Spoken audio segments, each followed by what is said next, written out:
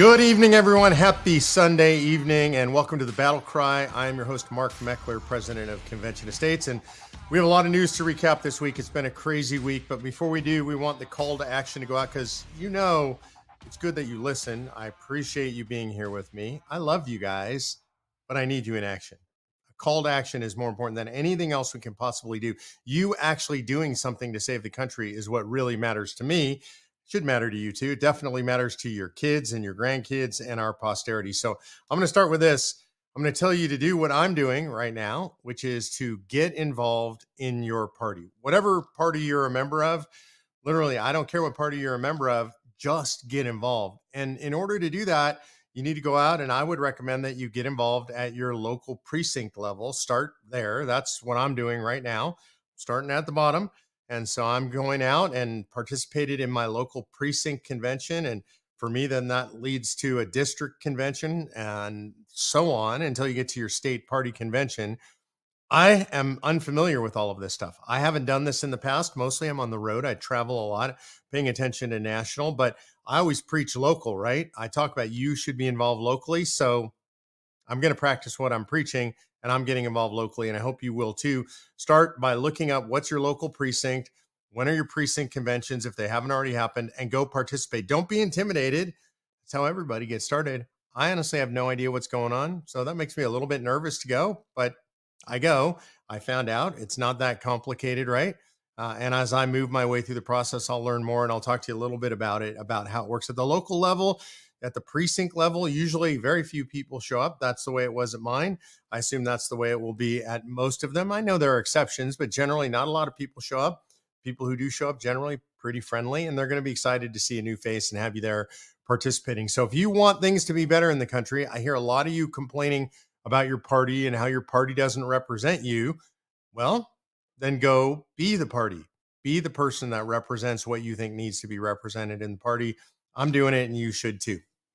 Now, I hate to start with this news story because I just hate this news story so much, but I'm going to do it anyway. You heard Winston, he shook his head and he's walking out of the room because he hates this news story so much too. And that is President Biden's State of the Union address. And I want to be clear about this. I don't hate it because of his party. I don't hate it because I thought he did a bad job delivering it. I just hate the State of the Union. I just don't like these speeches. I think they are ridiculous. I don't think we need to do them. I think they really are just political advertisements for whoever is in office, whether it's Donald Trump or Joe Biden or whomever is in office. And I think they're full of pomp and circumstance that's not befitting our constitutional republic. That seems more like a monarchy. Everybody waits around for the president to come in. He's announced with pomp and circumstance. He walks down the aisle. Everybody shakes his hands. I don't like it. It just makes me very uncomfortable. So I actually try not to watch them. I'm kind of forced to watch them now, right? And I'm forced to watch them because I'm supposed to comment on them. So I have to see them. So I did watch this one. So I'm going to give you my commentary. And again, it's not based on party or particular politics. This is just my kind of overall read. Now, the first bar that had to be cleared was everybody says that Joe Biden is declining mentally, or a lot of people do. I think we've seen a lot of evidence of that. I have to say, he didn't look like that at the State of the Union. Clearly seemed to me that he was jacked up on some kind of chemical concoction, but I thought he pulled it off fairly well. And what I mean by that is he managed to pull off a 1-hour speech at a level of high energy. Frankly, in my opinion, a lot of times too much energy, a lot of yelling, but he pulled it off. And that was the bar that he really needed to cross. Was he needed to look competent. He needed to look like he wasn't suffering so badly from dementia that he couldn't lead the country. And I actually think he cleared that bar. And I know there are people who might disagree with me. Some of you might be angry with me for saying that, but I try to call him like I see him, not on a partisan basis, but on a balls and strikes basis. And I thought he did a decent job of delivering the speech. And by that, I mean, he delivered it with energy and with vigor, befitting the office.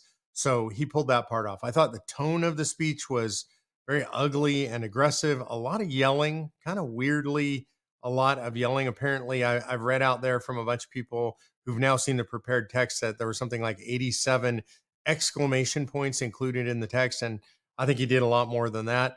But this is done for a reason also, you need to remember, which is what networks are going to pull out of that speech, what media outlets are going to pull out, are sound bites.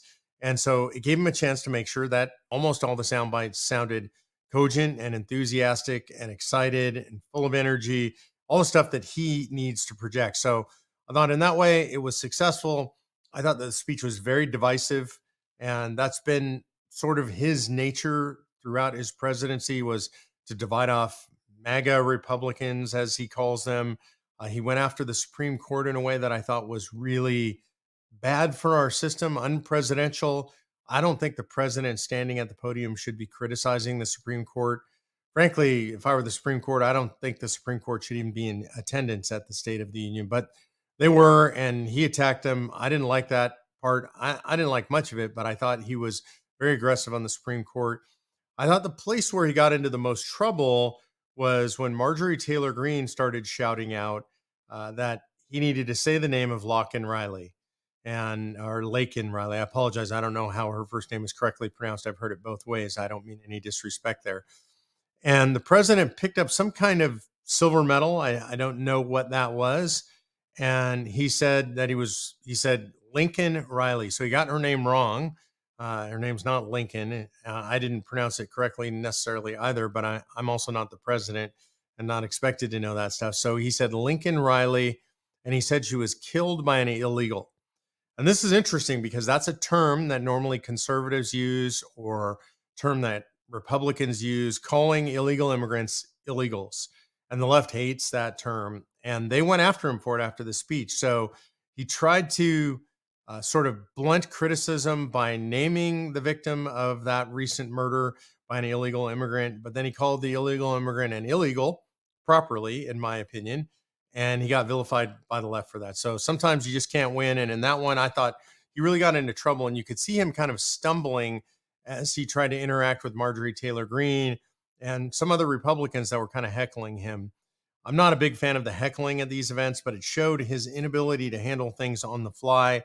So I think that was the one place where maybe his feebleness of mind showed through. Overall, really didn't like it. Like I said, I think it's torture sitting through them, whoever speaks them. This one, I disagreed with a lot of the policy positions. So for me, it's particular torture. Whatever you think, I just find them torture. And then there was the response, and that response was by Senator Britt from Alabama. Um, I have to admit, she's the youngest woman or youngest person I think ever elected in the United States Senate. And I have to admit, I didn't even really know who she was. So I feel a little bit bad about that, a little bit ignorant about that. I guess I don't know all the senators by name. I thought that she presented well in the sense that seemed smart, and she seemed that she could speak well, or I should at least say read a teleprompter well. Attractive. I thought she looked good on camera and did as good of a job, generally speaking, as you can do with one of these things. This is a very hard setup. You go from all the pomp and circumstance of a joint session of Congress being addressed by the President of the United States to, in this case, Senator Britt sitting in what looked like her kitchen by herself. I don't like this format. I think it makes it really difficult for whoever follows the president. Again, regardless of party, it makes it very difficult. Most people have failed in this regard. It's been a real stumbling block for folks on the right who've accepted the challenge. I think it was Sarah Huckabee Sanders that did the last one. Might be the only one that I thought was done really, really well. Sarah Sanders did an extraordinary job on that. So we saw Senator Britt do it. I just thought her facial expressions and her phrasing and her hand movements weren't natural. It seemed overacted. I don't know if that's because she was nervous. I don't know if they told her to use her hands more than she normally does. She was smiling at times that didn't seem appropriate to be smiling. I just thought it was kind of weird. So I would say that the rebuttal was kind of a fail. And I don't blame her. They usually are. It's an incredibly hard place to be. So you've got Biden on the one hand. I think he crossed the bar and did okay in regard to showing, at least for that moment, that he was cogent. And I didn't like the substance. And then you have Katie Britt. I probably like the substance more than I like the form of it. Not that well done. So I'm not sure she did herself or the party any favors. All right, let's move to some other stuff because I just hate talking about State of the Union. I hate watching them. I did it for you, by the way. I took a bullet for you. All right. The next story I want to talk about is something that's good news. I try to bring you guys good news every week because, as you know, I believe there's a lot of good news happening out there. This is a good news story on the cultural front. And that is that Tim the Tool Man, Tim Allen from Last Man Standing and from the Santa Claus movies, which are all good, wholesome movies and shows, he's tooling up a new show on ABC. And yes, that was an intended pun. Sorry, I know it was bad, but he is tooling up a new show. Here's why I think this is a good thing. The show is apparently about a guy who works in a shop and owns a shop restoring cars. I think this is good news because you can be sure that Tim Allen is not going to do a show that's full of cultural rot. It's this show that's on ABC, which means ABC is acknowledging that there is an audience for stuff that's not garbage. And that means, my friends, that you and I are winning in the culture wars. They're having to produce things that appeal to people like you and me, people who don't want to see all the culture rot that they have on most of these shows. So I don't know what it's going to be, but I'm definitely going to watch the show. I'm going to be paying attention to this coming out. Another piece of good news on television, and it just depends on whether you like this kind of stuff, I guess, but it is also wholesome TV. Chip and Joanna Gaines from Fixer Upper are tooling up a new show as well on their Magnolia network. Now, that's one of the most successful, if not the most successful, home improvement show in history. And it went off the air after 10 years. It just went off the air because I think they were tired of doing it. It was hard on their family. They followed that with a single season show fixing on one property in Waco called The Castle. I found it really compelling and fun. I like that kind of TV. And they have a new one coming out called The Lake House, where they're going to do an entire season on rehabbing, oh, you might guess, a lake house. Why do I think this stuff is good? I think it's good because it's just wholesome, right? It shows a married, loving, well balanced Christian couple with a bunch of kids engaged in a commercial enterprise, right? A business, a successful business together as a couple. And that's good. And we should like seeing that kind of stuff in the culture. We should like supporting that kind of stuff in the culture. And one thing I really love about that is it is not putting conservatism or religiosity or politics, conservative politics, in your face in any way, because the show's not about that. It's just that those people exude all of those things. Chip and Joanna Gaines and Tim Allen, right? They exude just normalcy.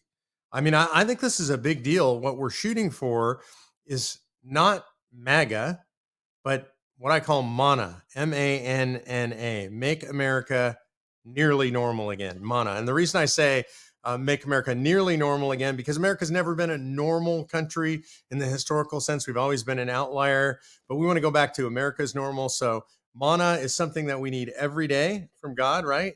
And so I say that the new slogan should be Make America Nearly Normal Again. And I think these shows are an indicator that that is starting to happen in the United States of America.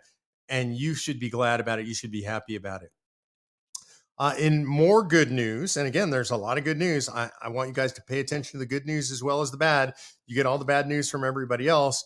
Women's Pro Golf, the Next League, NXXT, that's a league with a lot of money behind it that was made to compete with the PGA and the Women's PGA. So the Women's Pro Golf Next League says it is banning biological men from competing. This is great news. They did have a biological man competing as a woman, in his little fantasy world and doing pretty well, qualifying. And what they did, which I think is a great way to go, is they polled their members, the women who are actually golfing, to find out whether they wanted this to happen in women's pro golf. And apparently their members said no.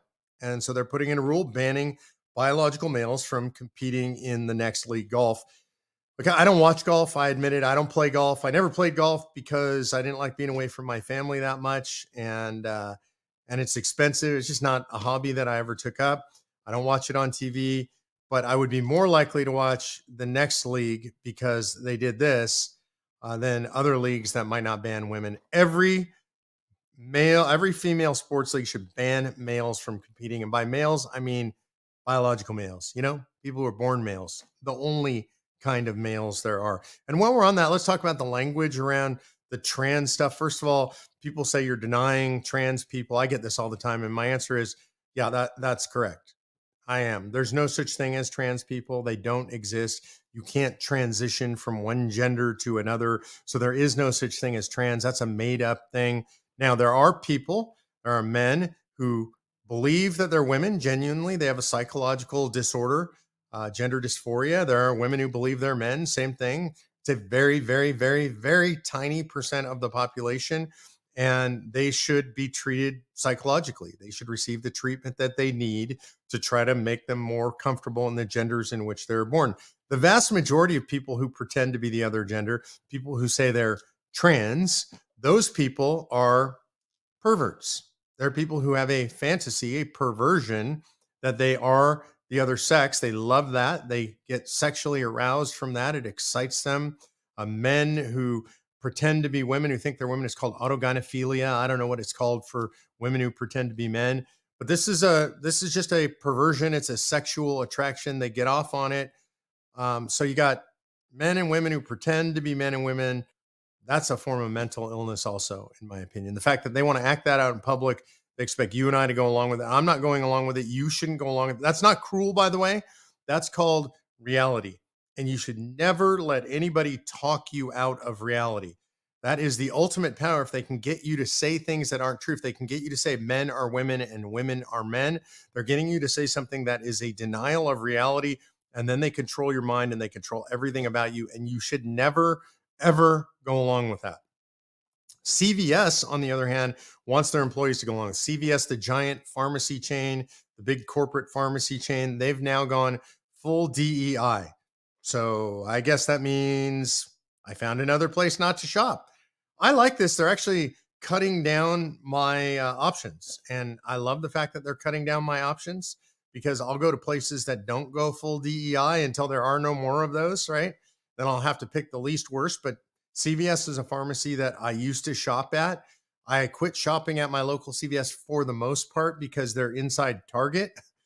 Where I live, there's one really close by inside Target, and I quit shopping at Target a long time ago. I'm happy and proud to say I haven't been back since they went full trans and tuck bathing suits and full pride and all that stuff. I just don't shop there anymore. So now I have a reason not to go to the CVS pharmacy at all. Participants in their DEI program were actually asked to audit their own biases and pledge to become allies in the service of diversity, equity, and the inclusion agenda. And then they had to go through this whole test. They had a gender identity or an identity wheel they had to spin, and they had to identify which gender identities they think about, which identities they think about more than ours. This is a sickness. This is a disease in our society, and it needs to be cut out of our society and thrown away. DEI needs to DIE. And so to CVS, I say, I'm out. I'm not coming back ever again. And it doesn't matter. You can get rid of this stuff. You can stop doing this stuff, but you made the decision. You lost a customer for life. I'm right in your sweet spot for your market, and I'm never coming back again. So I think I'm switching to Walgreens or whoever else is not woke. It's hard to know who's not woke these days, right? All right, what's up with COS? COS still on the move in Idaho, still on the move in Iowa. We are facing opposition there. And I have to say something about the opposition in both Iowa and Idaho and other places around the country. Look, the left is absolutely united against Convention of States. It's led by Common Cause, which is the George Soros organization. It has 250 signatories. If you go to Common Cause's website, you can read all the propaganda against COS. Just look up Common Cause Convention of States. One of the things you're going to find there that's going to blow your mind is you're going to find that among the people there are like La Raza and MoveOn.org and Planned Parenthood and the Socialist Party of America. It's pretty much every single radical leftist, baby killing, America hating, communist loving, socialist loving, big government statist group in America is aligned against COS. And then weirdly, you got a couple of fringe groups on the right that joined them. And when I say join them, I want to be really clear because they say some stuff that's very untrue about us. I don't ever want to be dishonest about them. When I say they join the left, I don't mean they're working together directly, but they do use the exact same talking points. They do often get held up by the left as groups on the right that are against COS. And that's the John Birch Society. I call them the JBS because they say so many things that are dishonest. I have to challenge them all the time. when I'm in states, and they lie about us. They lie about me directly. So the John Birch Society, important to remember the history of the John Birch Society. The John Birch Society started as an anti-communist organization back in the late 50s, early 60s. That seems like a good thing. Ultimately, they had to be literally excommunicated from the conservative movement by the founders of the conservative movement. That's Russell Kirk, Barry Goldwater, William F. Buckley led the charge, Ronald Reagan, all of these people, icons of conservatism, founders of the conservative movement in the United States of America, chased the John Birch Society out of the conservative movements and back into the hills where they belong. Unfortunately, they've come out of the caves fairly recently. I think a lot of them came out during the Tea Party movement. Tea Party was looking for people who love the Constitution. I think they love the Constitution, but for whatever reason, they've decided they hate Article 5. They're very dishonest about it. They say that their organizations never supported the use of Article 5. They have very extensively. It's well documented. You could look it up on the web yourself. And so those groups, the John Birch Society and Eagle Forum, opposes Convention of States around the country. Really frustrating stuff. They are definitely in league with the radical left on this stuff. So if you meet people who say, oh, runaway convention, and you meet people who say, oh, Mark Meckler is supported by George Soros, you'll hear that, believe it or not. You may want to ask them why they're using the talking points of the radical left. And you may want to point them at Common Cause's website. Now, you're also going to see, if you go on Common Cause's website, you're going to see an article by a guy by the name of John Malcolm, who works at Heritage Foundation. And he was skeptical of Convention of States, and they have him up there as somebody in the conservative movement who was skeptical of Convention of States. And I love John Malcolm. I've known him for a long time, by the way. And now what you will find out is that he's switched his position. He's completely in support of Convention of States. Heritage Foundation, where he works, is completely in support of Convention of States. He did his homework. He spent the time. He watched what we were doing, and he switched his position. And so basically every major institution in the United States of America that's conservative, that's spoken about this issue, every individual that's a major nationally known figure, generally speaking, have spoken against the issue. I've spoken in favor of Convention of States and against this idea of a runaway convention. So which side are you on? You got to ask yourself, right? Which side are you on? Are you with this radical leftist group, the baby killers, the America haters, the Marxists? Or are you with Convention of States, who are trying to restore the Constitution by using the Constitution? I think you wouldn't be watching if you weren't for us. Also, a shout out. I got to give this shout out to Right Wing Watch. They've been attacking me and Rita Peters, Rick Green, for being apparently crazy far right wing folks. Yeah, we are right wing folks for sure. So shout out to Right Wing Watch, because I know you guys watch this all the time now. I'm really excited that you're watching, that you're spending your money watching me, watching us. Keep it up. We'll give you more to watch. All right, we're going to move along to Ask Mark Anything. You can email to battlecry@cosaction.com if you want to ask a question. First question today is from Albert Stern. Has any state ever successfully seceded from the Union? If they ever did, would they be a separate nation or distinct like DC? Albert, nope. Nobody ever has successfully seceded from the Union. If they did, if they could successfully do that, I presume they'd be a separate nation. They would not be a district like DC. DC is a distinct district within the United States of America. Alex Gallimore asks, who do you think Trump should pick as his running mate, and should he do it soon? Man, that's a hard question. I would say if I had a very first choice, my first choice would be Kim Reynolds, the governor of Iowa. I think she's just smart and solid on policy. I really like her. I think she's a true blue conservative. We pick her. I don't know. And the reason I say I don't know is because she endorsed Ron DeSantis. So that's a question. But I just think right now, for my money, she's the best in the country to be his running mate. Ann asked, what's preventing this convention from being commandeered by the feds? I'm going to flip that question a little bit, Ann. There's no methodology for the convention to be commandeered by the feds.